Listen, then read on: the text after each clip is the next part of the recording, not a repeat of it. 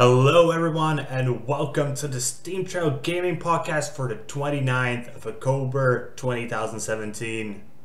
My name is Kralzets and I'm one of your hosts. My second host here with me is Tiger Gamer. Hi Tiger, how are you? Great about you. I'm doing pretty good, bit tired. A lot of wind out today. I mean, like seriously, like half of the country is without electricity. We're pretty lucky we're even live. Yeah, really lucky. No, I mean seriously, like there were like 3 deaths today because of the wind. Dang. Yeah, I know, like trees falling down on people or on cars, and that's just what happens when you have a lot of wind. It was like 100 miles per hour wind. Wow. Yeah, and it has been the whole day. No, not really fun. I haven't had any problems with electricity, but a lot of friends texted me like, "Is your electricity working?" I'm like, "Yeah, yours isn't." Then my father called. He's like, "Oh, we're the only house in the whole street that still has working electricity, and we don't know why." I was like, "Isn't that because you're on a different line?" And he's like, "Oh, right." And how's your week been? It's been kind of crazy. How so? Well, my great granddad passed away this past Monday. Oh, my condolences. Thank you. That's sad. Yeah, but hey, it was we were kind of anticipating it. So, may I ask how old was he? 84. So at least he had a long, full life. Yes. I think that always helps when you actually have that situation. Yeah. It's much harder when somebody young dies. Oh yeah. Most definitely. But yeah, I guess we're here to talk about video games, aren't we? Yes, we are. And I will be 100% honest with everyone. I was sort of slacking this week when it comes to games. Was a lot of shit happening. My birthday was on. My girlfriend's master thesis. I just didn't have a lot of time to play. So, luckily, Tiger did play a lot of games this week. So sure did. He's here to pick up the slack. Yep, sure am. So tell us, what was the best thing you played this week? Super Mario Odyssey by far. Oh, by far? How far? Yeah. Very far. Okay, tell us about it. Oh man, when I first started playing, the first thing I noticed was the game is very fun. Like the capture mechanics and all that. Something new, but it is really fun. Mm-hmm. It's been a while since I've been so compelled to actually complete a game. Now I'm going back to doing 100% completion on it. So. And what specifically is compelling you to do this? I guess part of it is nostalgia because I grew up playing like Mario 64 and Sunshine and Galaxy. Mm-hmm. So I guess part of it is nostalgia, but like I said, it's fun. Like I never got bored of it. Yeah, that's probably the best thing. So, but what mechanics of the game are really fun for you? Well, for one, the capture mechanic, where you capture various different enemies. And do you get to use them in some way? I don't have a Switch, so. Yes, you do. One good example that made me have a smile across my face was I was in the second kingdom, and I saw a sleeping T-Rex. Mm-hmm. So I was like, "Ooh, can I capture this?" So I go up to it, throw Mario's hat at it, and I freaking become a T-Rex with a freaking mustache. Okay, a T-Rex with a mustache. Yeah. Why? Well, it's because you captured it, and you're pretty much playing your Mario in a T-Rex body. Oh, so you're Mario Rex. Yes, Okay, that does sound really fun. it is. Uh, And how long did so you said you completed it, right? yes. How long did it take you to complete it? Well, I still got like a bunch of moons to collect, but for the main story, it Hmm. took me like around 12 to 15 hours to complete. Ah, that's pretty decent times, and it's a full price release. Yes, it is. But here's the thing though, like Hmm. when I complete the game, like there's this collectibles called a Power Moons, which you need to power up your ship called the Odyssey, Yeah, obviously. and by the end of the game, like after I beat the final boss, Hmm. I noticed that I collected like 180 moons, and that's only like 1/10 of Hmm. what's there. So you think it's a great game for a completionist? Yes, like it's also great if you're like a casual player. You don't want to spend too much time on it. You Hmm. just want to get through it. There's that too. But if you want to go for the challenging stuff, you can go for the challenging stuff as well. Well, that's nice. It's always good when games have like different ways to play them, actually. Yes. And in general, so from what you said, I can pretty much assume you would recommend it for anybody who has a Switch. Yes. Yes. And if you're planning on getting a Switch, this is a must buy. Okay, now here's the tough question: Yes. Zelda or Odyssey? Ooh. Honestly, Mm-hmm. I would have to go with Odyssey. Yeah, it was even like you know that meme where there's the guy walking with his girlfriend and he's looking at a third girl. Yeah. So I've seen like the guy there was like Game of the Year award on his face, and he was walking with Zelda, and he was like checking out Super Mario Odyssey. And it's like, oh really? Is it that good? Yes. It's really good. That's nice to hear, actually. Because I Yes. was sort of afraid that it would just be a cash grab. Like, I don't think anybody was expecting it would be a bad game. Yeah. Because when it comes to to Nintendo and their big IPs, Yeah. they're almost always good games. Like, Yes. usually at least very above average. Mhm. But I was sort of afraid that this one would just be that, just above average. Yes. Yeah. Because it seemed like that would be the ideal way to go with it. Yeah. Yeah. I would say one of the biggest things that Odyssey has over Zelda Mm-hmm. is like it's not big just for the sake of being big. Like in Zelda, like when you like get like from point A to point B, in between those two places, there's like a lot of empty space actually to Mm-hmm. get through. Whereas in Mario Odyssey, in total there are like 15 kingdoms.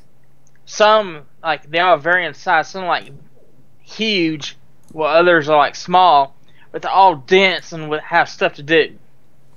Yeah, I think that's actually a good point because when you go to a lot of like open world games these days, just take a look at something old, even like Skyrim. You know, Yeah. like if there wasn't a fast travel system, how much less fun would the game be? Yeah. I would agree. You know, a lot of people like to complain, oh, the fast travel systems, they just suck because it means you just don't see the world and you don't experience the world. Yeah. The problem is the worlds have gotten so big in a very different way than. I'm not saying like Daggerfall was much bigger, like times bigger than Skyrim. Yes. The problem is half of the time the stuff you did actually do there wasn't that interesting. Yeah. And right now, if you go to an open world game and it would give you like, okay, so I need to get a key that's in a cave on the other side of the world, you would be like, Yes. I'm not doing that. I'm not going to go. Maybe if I run around that cave, just I will visit it, but I will not purposely now go and search for your key that you lost Yeah. somehow. And I think Zelda sort of fell inside that trap a little bit. Though, Yeah. as I heard, the fact that you could traverse a lot of it quickly and calmly, like you wouldn't have to like really care about enemies with your gliding or something like that. That probably Yeah. helped. Oh yeah. And not to mention, like in Mario Odyssey also has its own fast travel system as well. Okay, how does it So, work? or pretty much you like go to a checkpoint, and once you activate that checkpoint, you can fast travel back to it at any point in that level. Okay, that's actually a pretty good way to. It's essentially the system everybody else does as well. First time you have to discover it, and you can go there freely. Yeah. And I think that's a pretty fair way to do it. Yes. Okay, since I only played one game this week, I think it would be only fair that you would continue to talk about games because you played such a larger number than me this week. Yeah. I know you played Cuphead, and I really want to hear your opinion of it. Well, unfortunately, I've only made it to like what are the boss's names? I have no idea. I'm not good with names. But tell me while they look, and I know which one you're talking about. I think it's Ribby and Croaky, the two frog bosses that you fight. Mm-hmm. The one with the slot machines. I think I'm at that point right now.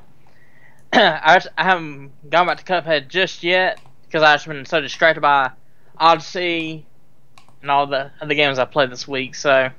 Okay. But what do you think of the difficulty so far? I'm actually really enjoying it. Because I think the two frogs was actually the first boss I got like a little bit stuck on. Yeah. I didn't have a problem with the frog phases. I had with the slot machine phases. Yes. Yes. I think it was the tiger pattern that was actually giving me problems. You know, because there's the devil, the tiger, and the frog pattern, I think. Yeah. And the devil one, that one was super easy. And the frog one, that was just jumping, so that wasn't that hard. Yeah. But the one where you actually had the ball, it just felt almost like unfair at times. I would agree.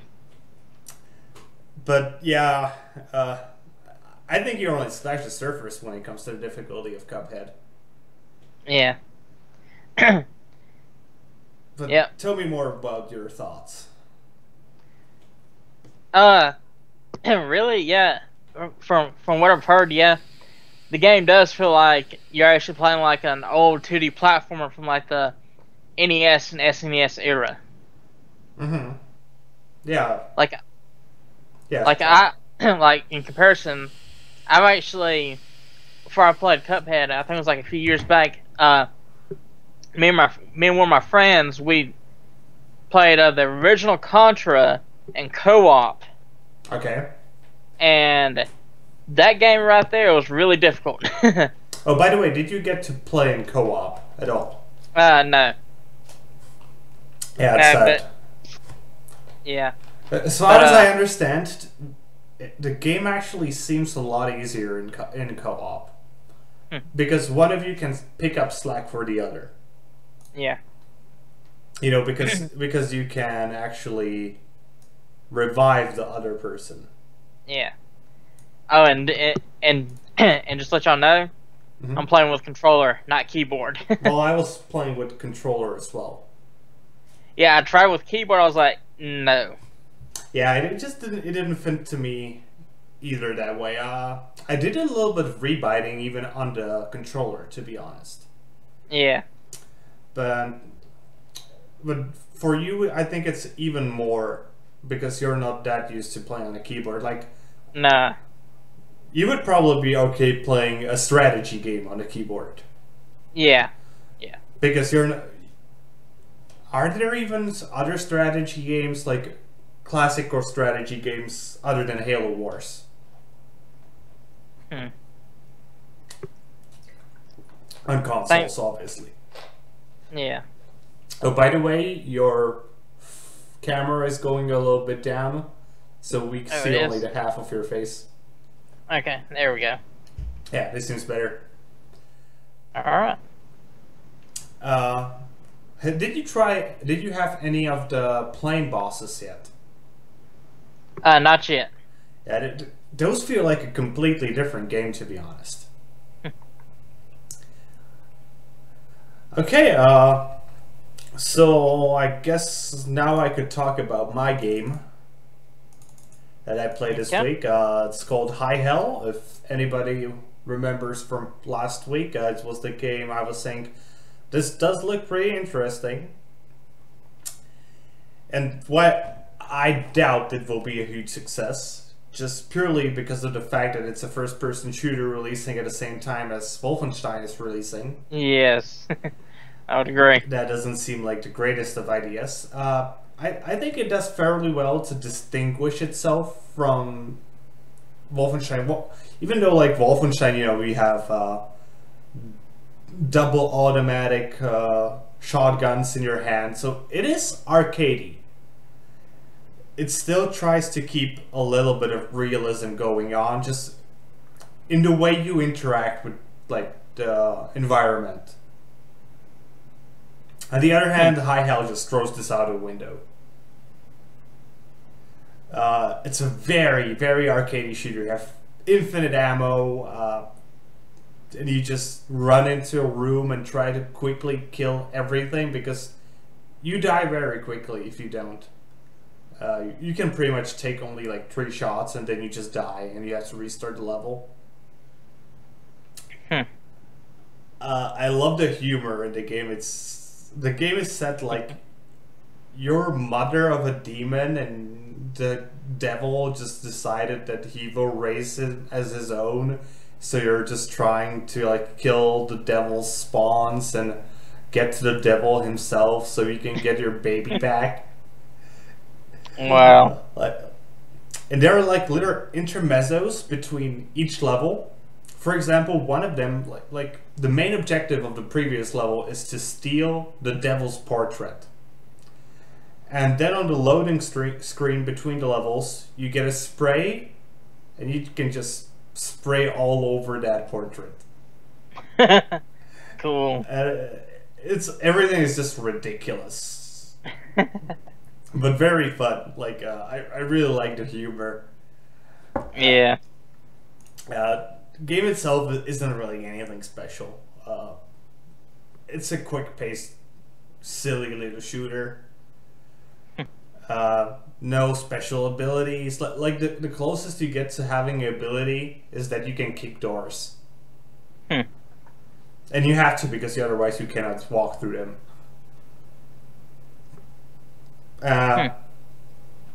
The game is pretty short. I actually managed to do 2 full playthroughs of it. The first one, I was being like really tactical and waiting, and it took me about an hour and a half. The second, I was just like, I'm just going to rush in every room and try to kill everybody as quickly as possible. Of course, I died a bit more doing that, but the game also took me about an hour to beat. So it's not a long game. Yeah.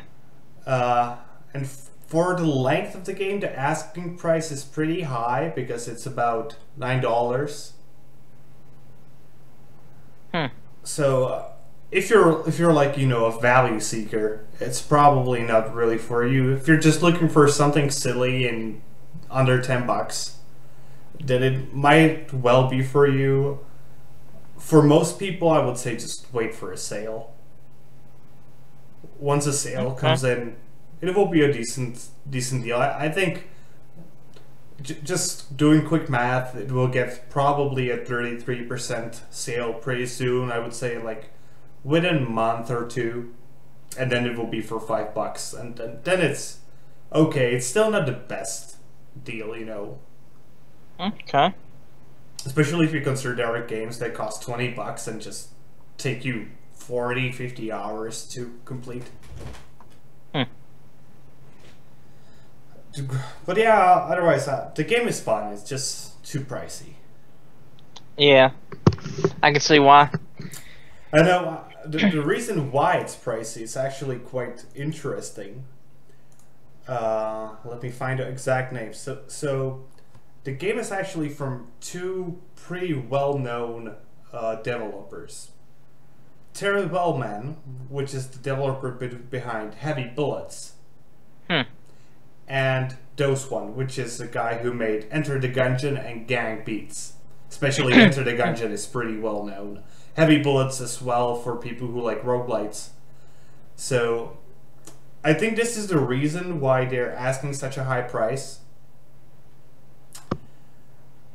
I'm not sure whether their names can carry it itself.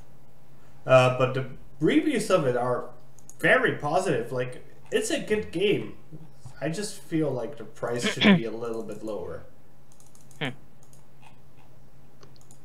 And everything dies in one shot, essentially, so, except for a few enemies, so having good twitch reflexes really makes the game quite a lot easier. So if I just try to go for the ones that the people who disliked it,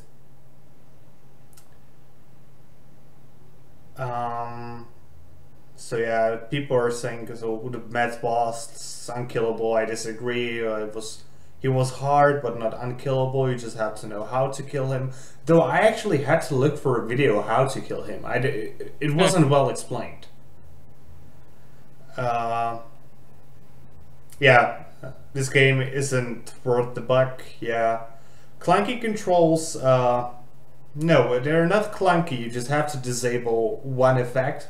There's like a camera shake effect in the game, and it's way too ridiculous, and it makes the game harder than it needs to be. Yeah, mostly people are just saying, yeah, the game is too short. So here's this guy saying, I beat it in an hour, 6 minutes. I beat it under an hour. Yeah, that's pretty much it. It's too short. If it was like 2 hours even, then it would be much easier to recommend. Yeah, that's pretty much all I have to say. If you have any questions. Nope. you pretty much answered all of them. Yeah, it's easier. You know, it's easier when I have half of the review written in front of me. Yeah. Okay, so we got two more games, two more AAA titles to talk about. I let you choose which one you want to talk about first. I played like about almost 5 hours of Wolfenstein 2. Is it good? Yes, it's really good. Is it better than the first one? So far, well, I'm still kind of early in the game to tell. Usually, I don't say my opinion about that until like after I beat it. But so far, I really am enjoying it. Yeah, I'm really on the edge. I really want to play Wolfenstein. It was like I had so many memories associated with Wolfenstein because I played the original, like the old original. It was one of the It was one of the games we had on our like PC when I was 5. Yeah. And I just remember how much I hated. I always got to the Mecha Hitler on the end, and he would just wreck me because I was too stupid to know how to fight him. Like to realize that I need to employ different tactics. Yes. You know, not just rush it and try to beat him as quickly as possible. Yeah. I was really angry because I was a kid. I just didn't understand. Well, I'll say this: in Wolfenstein 2, you can't just go in there and run and gun. Otherwise, you can get shot. You can get riddled with bullets. It depends on what difficulty you play. I'm playing like on medium difficulty. Yeah. And that How many difficulty settings are there? I think they're like 5 or 6. Yeah, when they're 5, I usually go for the second one.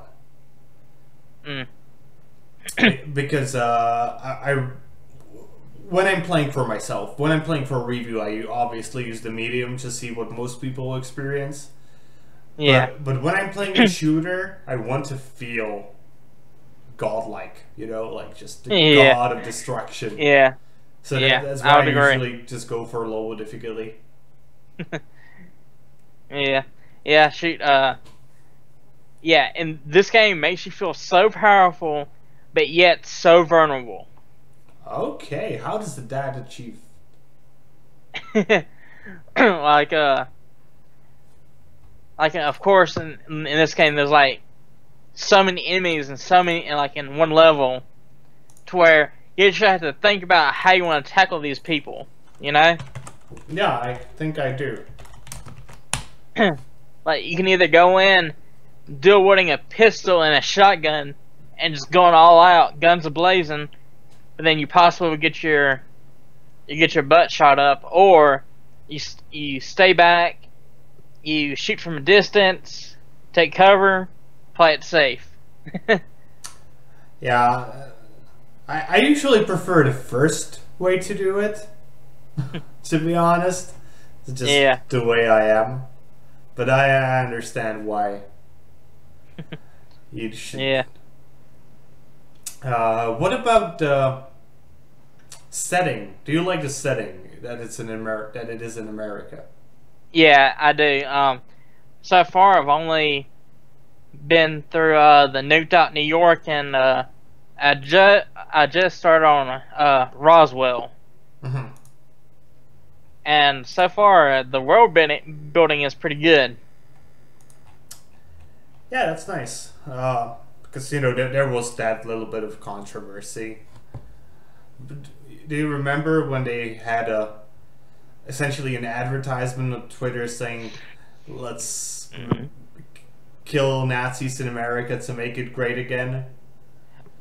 I think it was let's make America Nazi free again. Yeah, something like that. I don't remember the exact statement. Like, so many people took insult to that. I was like, why? You don't know what Wolfenstein Seriously. is? Seriously. It's been killing Nazis since the 90s. Yeah. And as far as I know, Nazis are pretty much the only type of enemy, maybe apart from zombies, that if you just put them in your game, nobody will care. Yeah. But yeah, I actually do understand why the controversy was there, but that would be us getting into politics, and I don't think this is... Yeah. Even though, Yeah. sadly, when we will go into the news, we probably won't be able to not talk about politics at least a bit. Yeah. But let's try to avoid it as much as we can. Yeah. For me, I try and keep gaming and politics separated, but between a steel wall. Yeah, I understand and I agree. Even though there are games that are obviously trying to be political. Yeah. And I don't mind that. It's just a way to express your political opinion, but I don't really think Wolfenstein was trying to do that. They were just like, there are Nazis in our games, we're killing them, and it's set in America. Yeah. Yeah, but also to change the subject, one thing I love about this game is like some of it could be so at times it can be so serious, then the next moment there'll be like a laugh out loud moment. Yes, and I think that was the strength of the New Order. Yeah. And I'm really glad that they managed to keep this part of the new Colossus as well. Yes. Because yes, I mean. Yeah, talk. Yes, because some parts will be like so serious, then something will happen that'll just make you crack up. Yeah, that's actually really good because so many people were like, when I personally went into the New Order, I was like, yeah, this is probably just going to be shooting stuff and nothing serious. And then the story was so good. Yeah, actually, if it wasn't for me seeing the Wolfenstein 2 announcement trailer, I don't think I would have gave New Order a look. Oh, but thankfully I did. That would have been a huge misstep on your part. Yes, and yes. Because, I mean, shit, when it first came out back in 2014, I was like, just another shooter. Don't care. Yeah, and I think a lot of people assumed that. It was like, yeah, it's nostalgia. I might pick it up. And then they were really surprised, like, how well it was done. Yes. Well, anyways, let's step away from Wolfenstein and go to the last one we played this week. Assassin's Creed Origins. So yeah, you had a big week this week. Yes, I did. Unfortunately, so far, I have not put enough time into Cuphead or AC Origins or Wolfenstein as much as I want to, because, like I said, I've been playing Mario Odyssey most of the time. Yeah, but hopefully this next week we will get to. I might try the new Colossus a bit, so we could discuss it next week a little bit. Yes. But I really want to go to Alex this week, because I didn't get a single minute into it last week, and I really want to play it. The setting seems so interesting, and I know these guys are good at world building. I just want to play it. Yes. On the other hand, I really want to play one of the games I will be recommending later on, and the other one I will be recommending. I might try that on. I'm not sure if I will actually enjoy it, but so far it seems pretty interesting. So talk about AC Origins. Well, it's a lot different from the previous Assassin's Creed games, like in terms of combat. It actually feels like you're actually having to think about how you want to tackle each situation. So, that was one of my biggest objections to AC games in general, like the combat. Apart from the cool killings, it felt somewhat lackluster. For me, it was more of a parkour game than an action game. Yeah. Well, in AC Origins, the combat has been revamped, which is a good step forward in the series. Yes, it is, in a huge way. Yeah. But I will not be picking it up, and for two reasons. I really don't like AC games anymore, and I don't like games set in Egypt.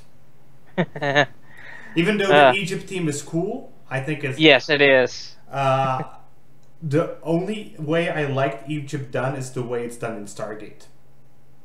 I like aliens in Egypt. Well, I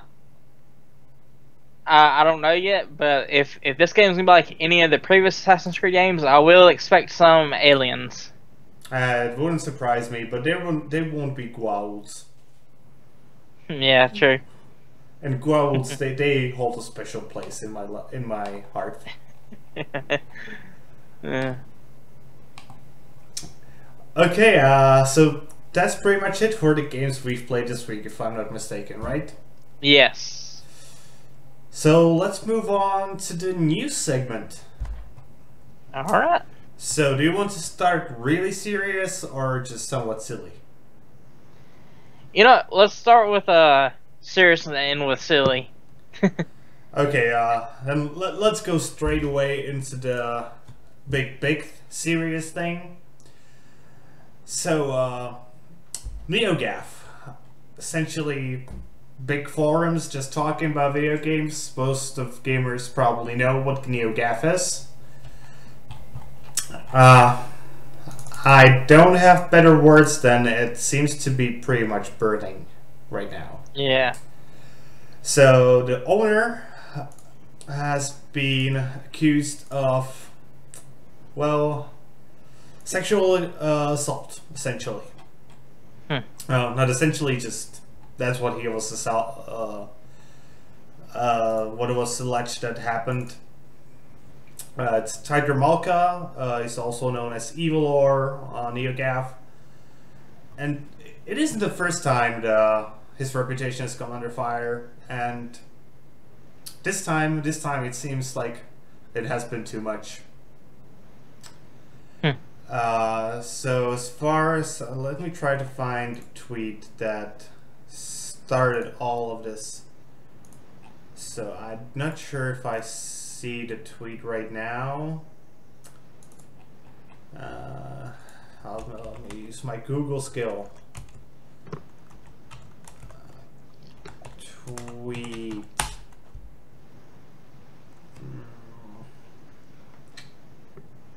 Yeah, I don't see it right now.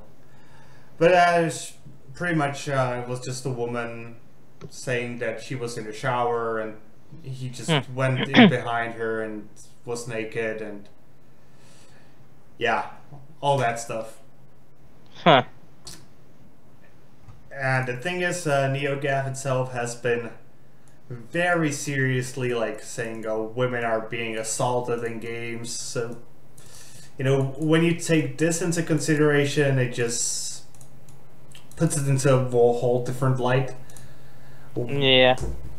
Where, like, it almost makes you feel like the fact that he was preaching such things like, "Oh, women are being mistreated in the gaming community," like him almost projecting himself.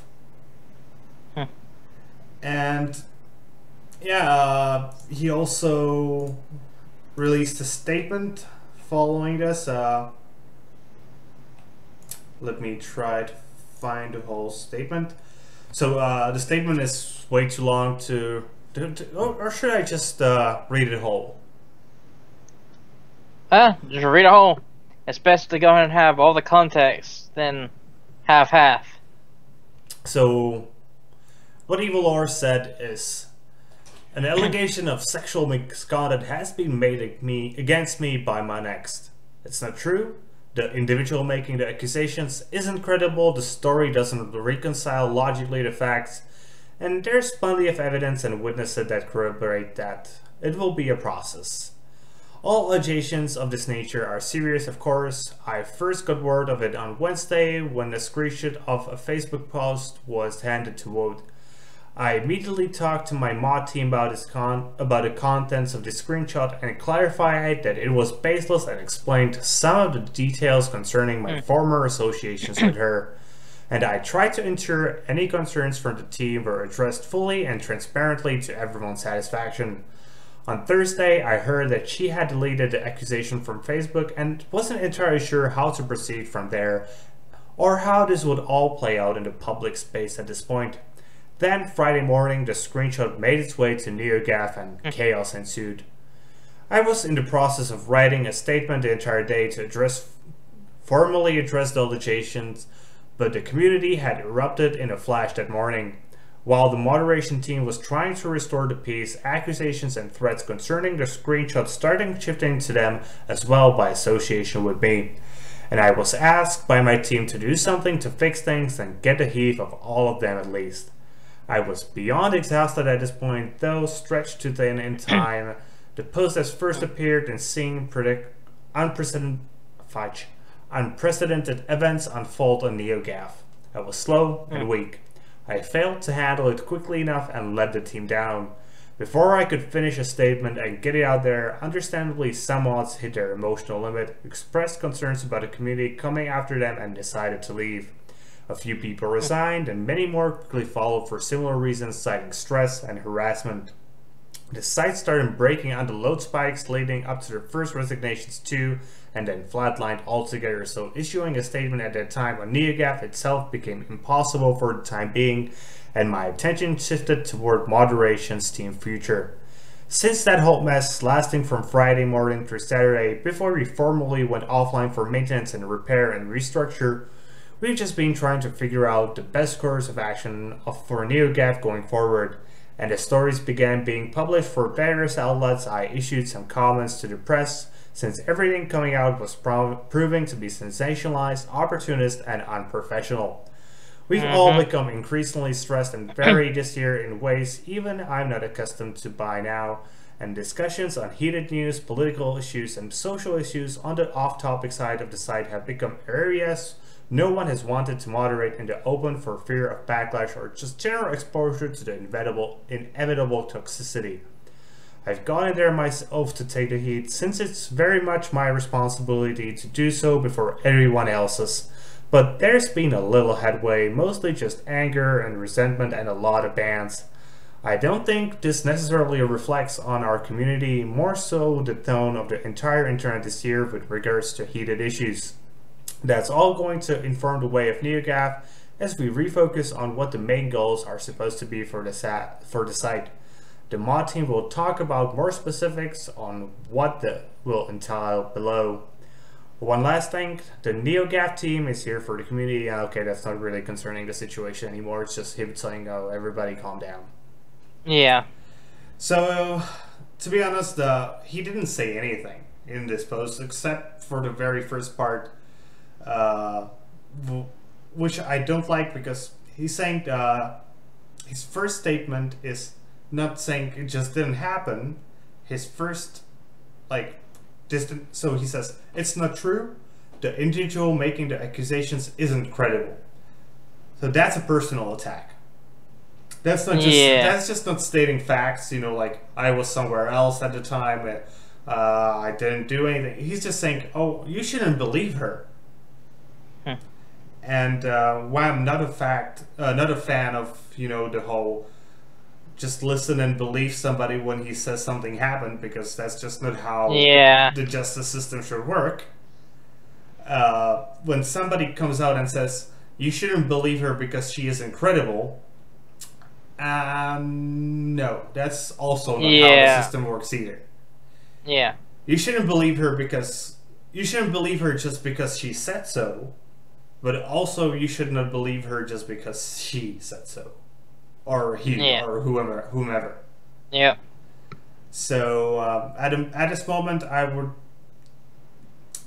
if you're going to use NeoGAF, do it, but I would just not touch this topic by a 3 feet or a 3 mile long pole. Yeah. Yeah, I would agree. I don't know whether this will potentially, this could even end up in NeoGAF being sold and starting under a completely new banner. But at this moment, I think NeoGAF has just been sort of compromised. And I just think in this soon future, we will see some of its competitors just rising and becoming much bigger and eventually taking its place. Yeah. It's a shame how an accusation can ruin somebody. Yeah, it is a shame. I think my biggest problem is why make the accusation on Facebook? Why just don't go to the police? That's my why. If you have been sexually harassed or even assaulted, just go to the police. That's why it's there. Yes, really. I understand that it's stressful, and then talking about it to the police is even more stressful.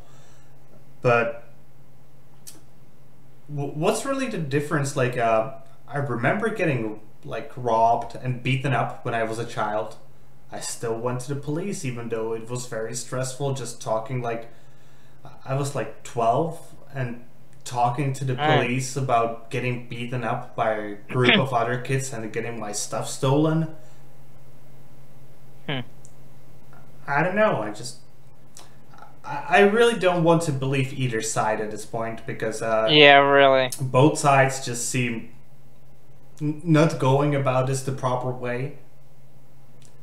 Yes. And to be honest, I think just waiting for what happens through the legal system is probably the best way to go. And if there won't be anything happening through the legal system, then I would honestly believe that nothing probably happened. Because unless there's proof, then everybody should be treated as if they haven't done anything. Yes. Because that's just the basis of how our legal system works, and you should never treat somebody as, oh, so somebody said he did it, so we will just destroy him. No, that's just not how our society should work. And trust me, this is coming from someone where society used to work like that to a certain degree. Mm-hmm. Like, you in America, you had democracy and good legal systems for hundreds of years. No, you really did. You might be laughing, but you really did. Our legal systems might be good, but the system is screwed up though. But it's still fairly decent. Like, Yeah, fairly. but my country just 30 years ago, if you did something the state didn't like, they would just throw you in prison. And there wasn't any legal process. They would just be, yeah, you're going to prison. And that's it. And that's how it used to be in my country. So you should value the system you have. I'm not saying you shouldn't seek for making it better, but you should still value the fact that it's pretty good. Yeah, it is, but it still has its flaws. Every system has its flaws. The question is always, do the flaws outweigh the benefits? And I don't think your system has bigger flaws than the benefits it has. Yeah, true. For example, I don't like the jury system in America. It just seems stupid because essentially you can go free even if you did something, if you manage to convince the jury, which aren't people who understand law. It's just people. That's the biggest problem. If the jury was like 5, just people who understand law very well, then fine, have a jury system. But having a jury of peers just seems ridiculous to me. Yeah, I would agree with that.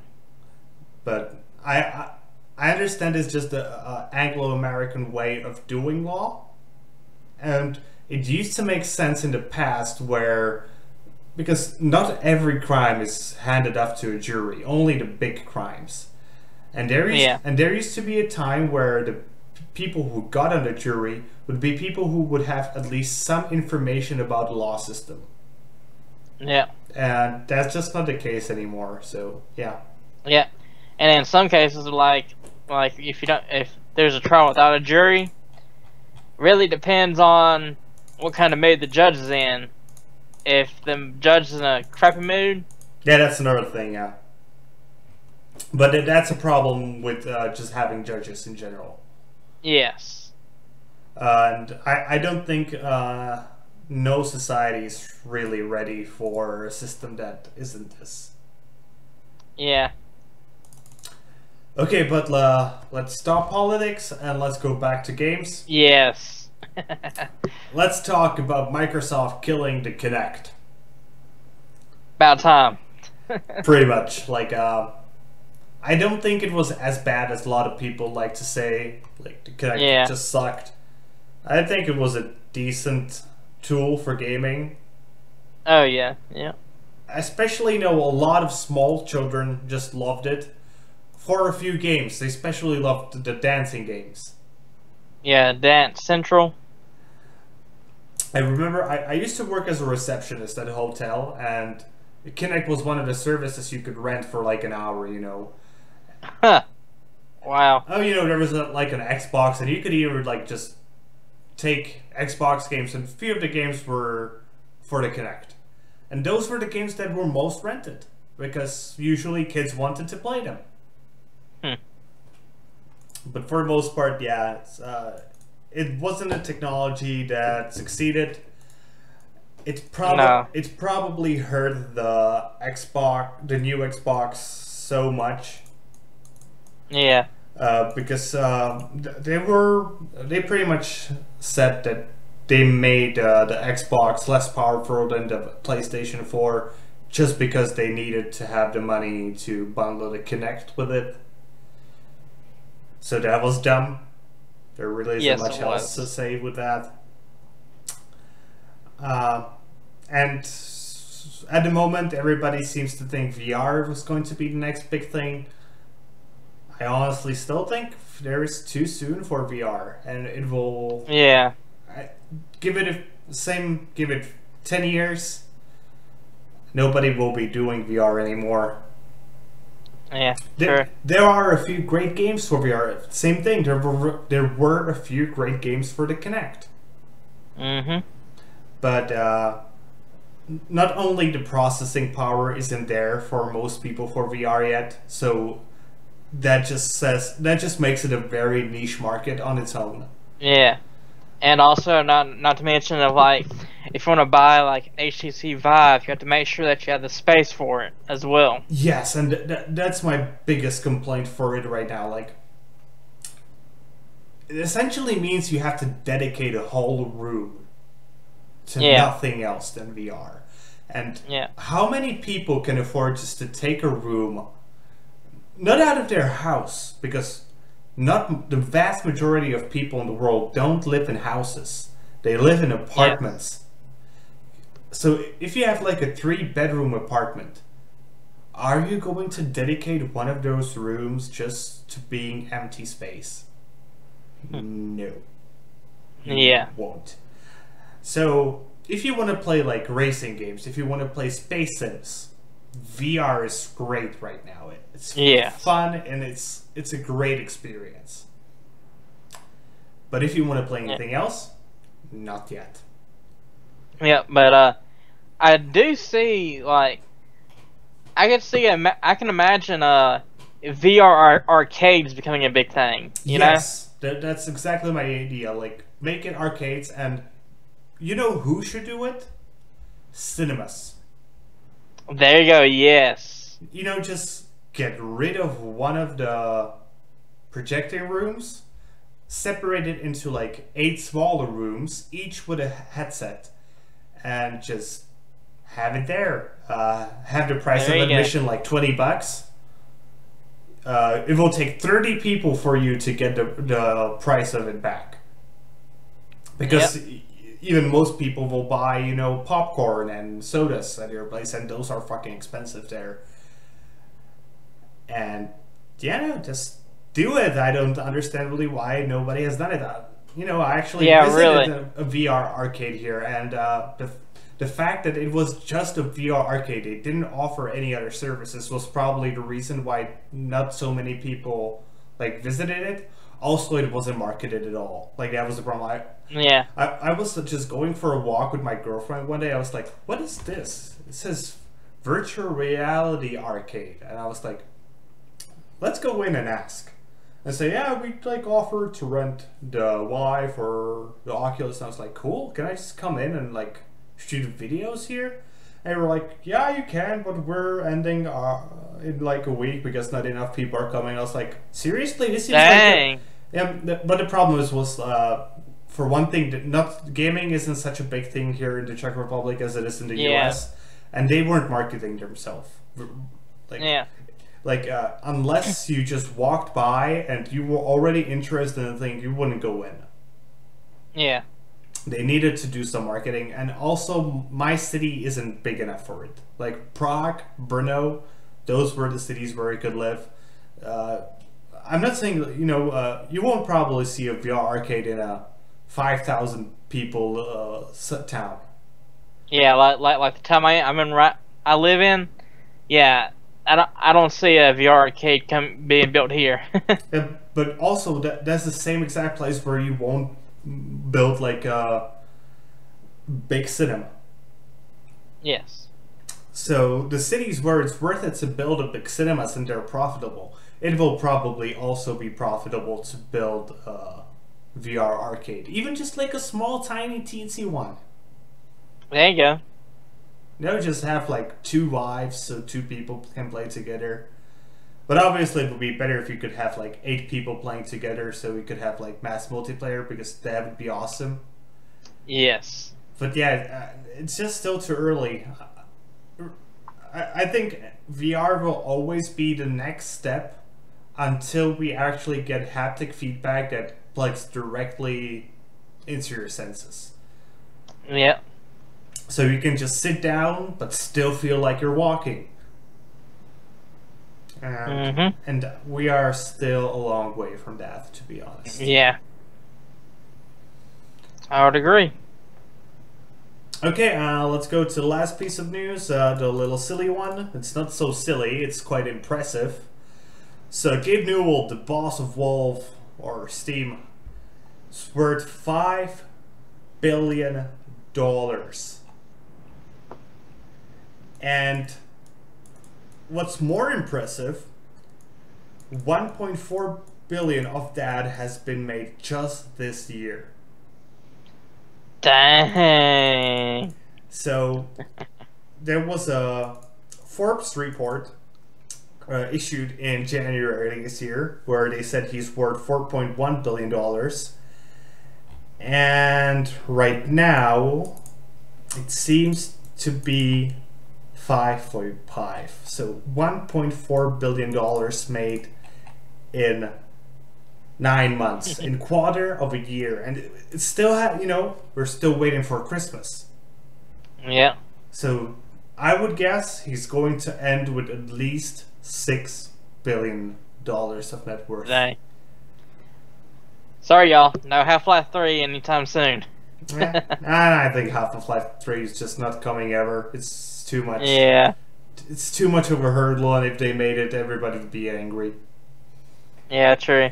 It's like But, it's the same thing like if they tried to make World of Warcraft 2. Nobody would be happy. Nobody. Yep.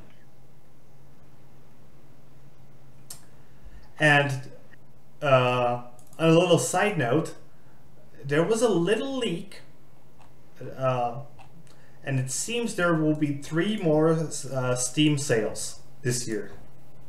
Awesome. But it seemed to be actually fake. Because one of the sales should be happening right now. Oh, it's not really a fake. It's just a smaller sale than usually. So right now we're in the middle of a Halloween sale. It's actually ending on the 1st. And you know it's the usual, like Doom is 33% down, Praise 25% down. That's the big titles that were released this year. They rarely get less than more than 30% sale. But Crypt of the Nectar Dancer is out for $2 or $3. What else do I just quickly see here? The Evil Within for $10. And it's, obviously it's horror games, like most of them. Nobody is surprised by that. That's the Halloween sale. It's horror games. And it's not like I care about them, because mostly I just don't like them. I just get bored with them. Yeah. I remember you played Sundered, right? What's that? Sundered. Yes. So that one is on sale as well, but that's only 15%. But it's out for $16.99 right now, for example. So if you like zombie games, horror games, you should probably go pick them up right now. There should also be another sale on Black Friday. And then there's the winter sale. That's inevitable. Yeah. That's when most people spend way more money than they thought they were going to spend. Yeah. But I spent quite a bit on the summer sale. I actually didn't, and I'm really proud of myself. I spent only like $20 altogether. Wow. Yeah, I'm good. Well, that's pretty much it for the news. Do you have anything you would like to add to the news this week? No, I do not. Then let's go to gaming recommendations. I got 2. How many you got? I just got 1. Okay, then I'll go first. So, Alright. On the 31st, actually both the games I'm recommending are going out on the 31st. There's this game called Tenet, which seems to be or what they say it's going to be. It's a fast-paced shooter where you're trapped underworld in a nightmarish arena, and the only key to survival is to stay within the light. As far as I understand, so far it seems to be a free-to-play game coming out to early access. So, yeah, if it's free to play, I don't really see a reason not to try it out. Yep. And yeah, it's fast-paced arena shooter. I like those. Hmm. Okay, what do you got to recommend? Oh, just to let y'all know it's coming out is I'll recommend Call of Duty World War II. Hopefully it'll be good. Yeah, another COD game. I think Yep, another year. it will be decent probably this year, I think. Yeah.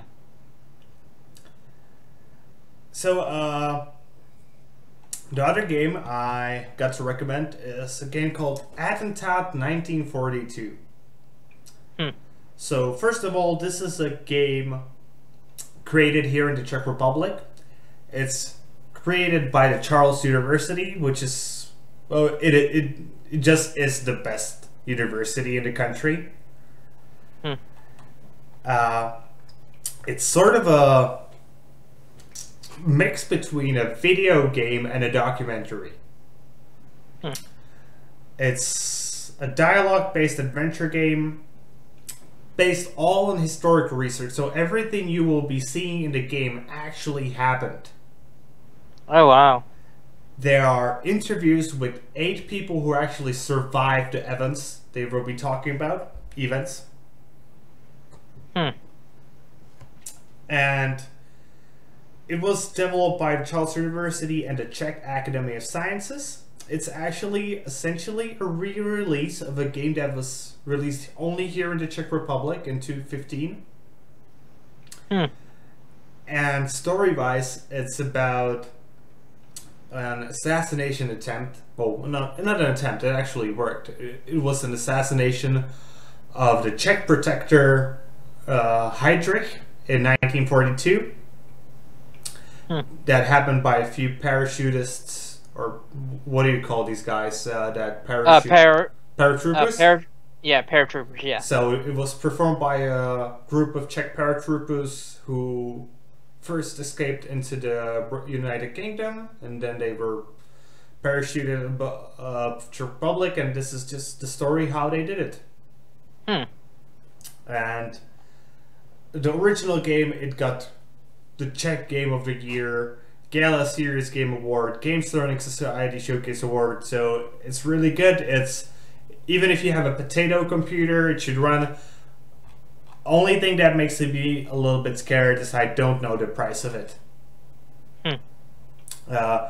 I'm pretty sure I will be making a Let's Play of this game, so even the people who don't buy this get to experience it, because Okay. this is the game that a lot of people should know about. This is something unique. It's not really how we see games used often, and it is a great educational tool for people who are interested in history, specifically World War II history. Yeah. I'm gonna ask you this. Just out of curiosity, is the game in English? Oh yeah, it is actually. Okay, good. So that's why they're actually releasing it. So originally it was released in only Czech. Now they're releasing it in English with so the interviews will probably be in Czech with English subtitles, because the people interviewed will be like 80 years old, and you cannot expect them to have you know, to learn English at this point. That would probably be cruel to a degree. And there are a lot of enhancements. So the features they're talking about is dialogue-based adventure game, cinematic interviews with 8 survivors, interactive comics, challenging and adversarial minigames, and authentic historical footage. And it's also releasing on the 31st. I'm going to give this game a try. And it's good that because really I got a potato computer. Yeah, it's essentially a comics and a video player. Yeah. So, you know, don't expect mechanics from this, to be honest. Yeah. Just expect to see a story. Yeah. Yeah, that's pretty much it. I will play it in English also. So even though I could play it in Czech, but I will play it in English so more people can experience it. Because here in the Czech Republic, we get learned about this happening and we know the details decently enough. Just a little side note, the result of the assassination was a complete killing of a whole city. Like, they wiped it off the face of the earth. Dang. Like, men, women, children, all killed. The city didn't exist for, like, you know, the time Nazis, where it was just essentially forgotten. And it was only found out throughout the historical records later during the communist regime, and it's one of the national tragedies of Czech Republic. Dang. So yeah, it isn't a happy game, that I can tell you. Okay, let's try to make the ending a bit more happy this time. Then, because I know this game is heavy, but what can you do? Yeah, really. Because I didn't think that's pretty much all we have for today, right? Yep. You want to commence with the shilling? Yep. You can find me on YouTube as Tiger Gamer, and you can find me on Steam at Tiger Gamer. And you can find me on Steam as Carlzets. And you can find me also on YouTube at Carlzets Gaming. We both hope you enjoyed our today's show. It was a little bit heavier than it is usually. Yeah. Hopefully next week will be more fun. Yes. And that's pretty much it from us. So see you guys later with more gaming content. Yeah, have a good one.